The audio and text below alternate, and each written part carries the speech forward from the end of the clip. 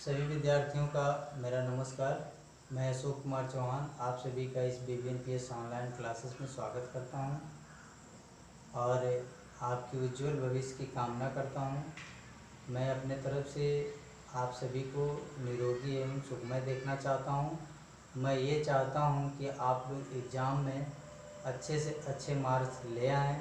इसके लिए आपको करना क्या है, कड़ी से कड़ी मेहनत करनी होगी, क्योंकि इस समय कोरोना काल चल रहा है। बिना मेहनत के आपको कुछ भी संभव नहीं है, इसलिए हम लोग मेहनत कर रहे हैं।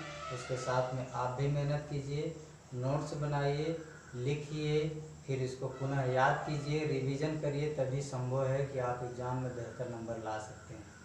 तो चलिए स्टूडेंट्स, मैं जो मेरा प्रकरण एवं पाठ जो चल रहा था, ठीक है, उसी कड़ी में मेरा एक दो प्रश्न और छूट गए थे। मैं लेसन नंबर 3 का क्लास इंटर में, तो 11-12 के विद्यार्थियों के लिए है, समझेंगे ध्यान से। तो मेरा इसमें प्रश्न जो छूट गया था, भौतिक पर्यावरण को परिभाषित कीजिए। तो समझेंगे विद्यार्थी भौतिक पर्यावरण किसे कहते हैं।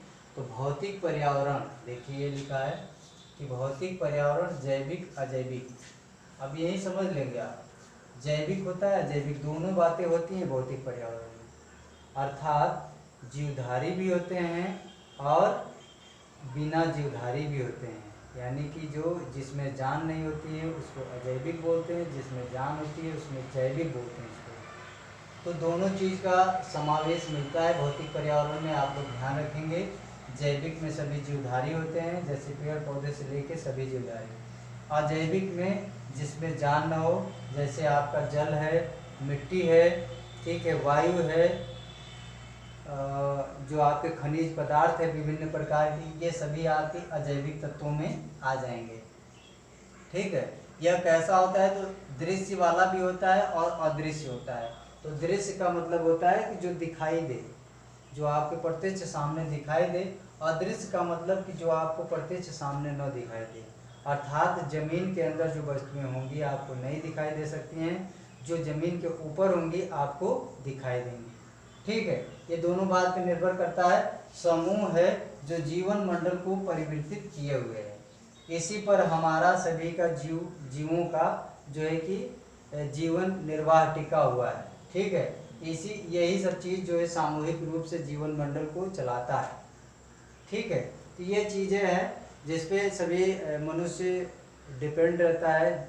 ठीक है, जो मान लीजिए प्राकृतिक है, ज़मीन के नीचे है, तो वो भी तो कहीं ना कहीं प्राकृतिक पर्यावरण का ही वस्तु है, जिसका हम लोग अपने दैनिक जीवन में प्रयोग करते हैं।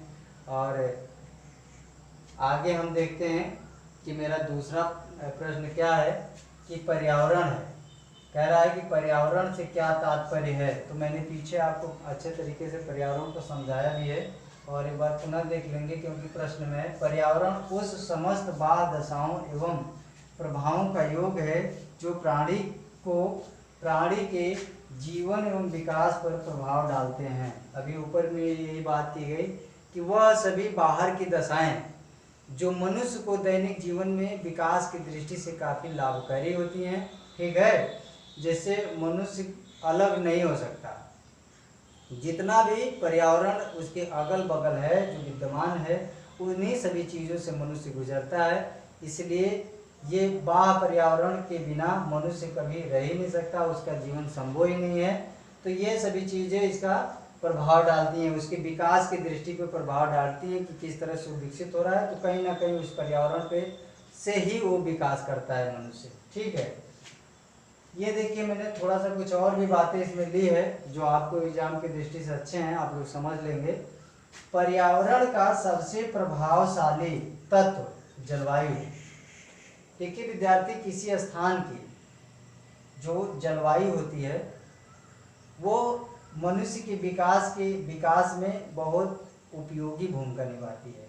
तो देखिए वो जलवायु क्या कहते हैं, उसे वो कौन सी जलवायु होती है। तो देखिए ये है जैसे भूमि का आकार।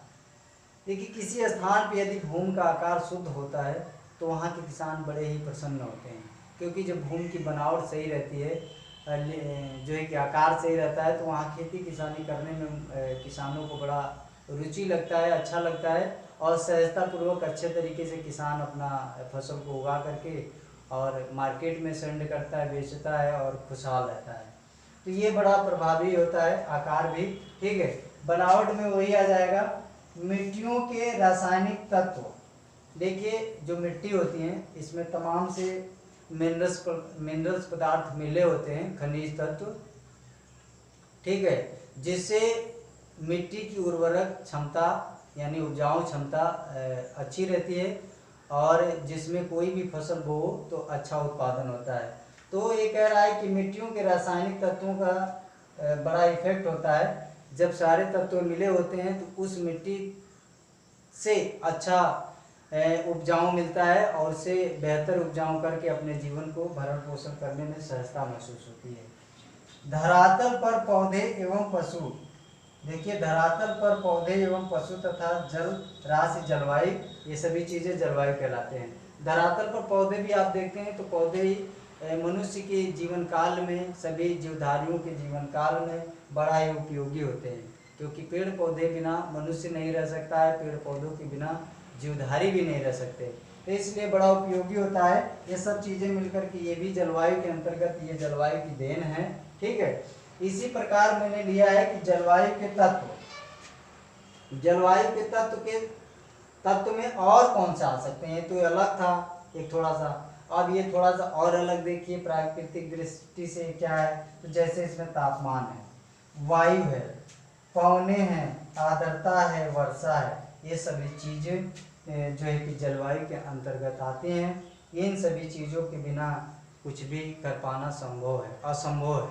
देखिए तापमान यदि अगर न हो, अच्छा धूप न हो, तो भी फसल उत्पन्न नहीं की जा सकती। ठीक है, तब भी हम लोग निरोगी नहीं रह सकते। ठीक है, वायु न हो तो हम लोग का जीवन काल ही संभव नहीं है, वायु न हो तो हम लोग तमाम से हम लोग के जो कार्य हैं नहीं कर सकते हैं। पौने, ठीक है, वायु पौने, जैसे पौने चलती हैं तो बड़े बड़े महासागरों में पौन चलती हैं, तो पौनों से बहुत सारे लोग जो है व्यापार करते हैं।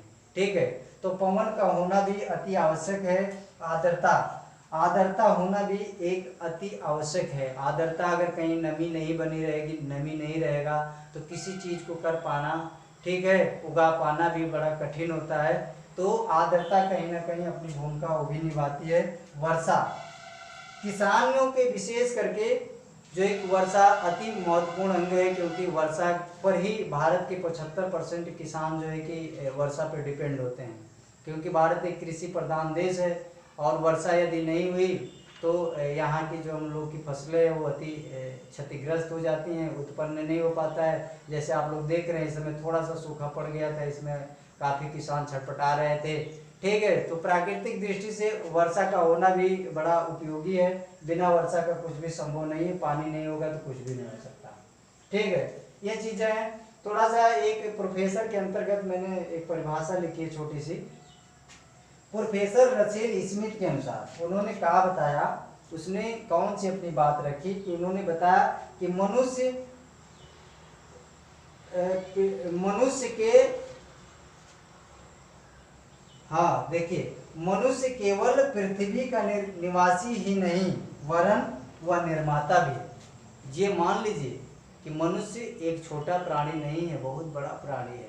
ठीक है, वह पृथ्वी पर निवास ही नहीं करता बल्कि वो निर्माता भी है, सभी प्रकार की वस्तुओं का निर्माण भी कर लेता है। निर्माता का मतलब कि सभी चीज़ों को बना लेता हो, निर्माण कर लेता हो। ठीक है, उसको निर्माता कहते हैं। जैसे देखिए निर्माता भी है, स्थलाकृति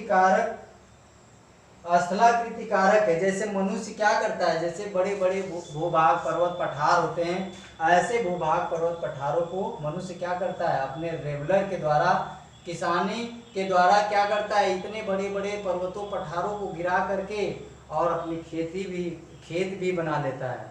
खेत बना लेता है तो जिससे अपना भरण पोषण किसानी करके अपना अन्न उत्पन्न करता है। तो ये सब क्रियाएं क्यों बढ़ रही है, क्योंकि भारत में जनसंख्या वृद्धि लगातार बढ़ रही है, जिसके कारण जो है कि जंगलों की कटाई हो रही है।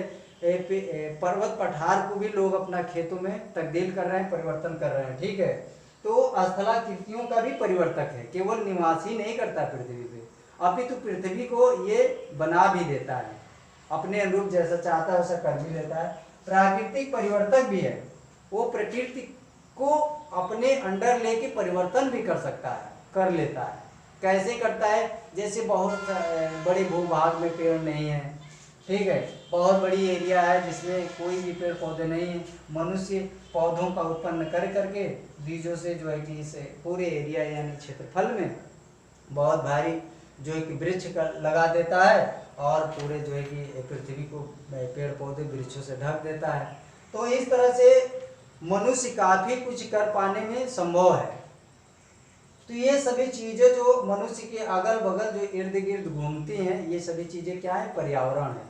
इसी पर्यावरण में मनुष्य रहता है और ये सभी चीजें मिलकर के मानव को आगे बढ़ाती हैं और मानव के विकास में बहुत बड़ी उपयोगी भूमिका निभाती है।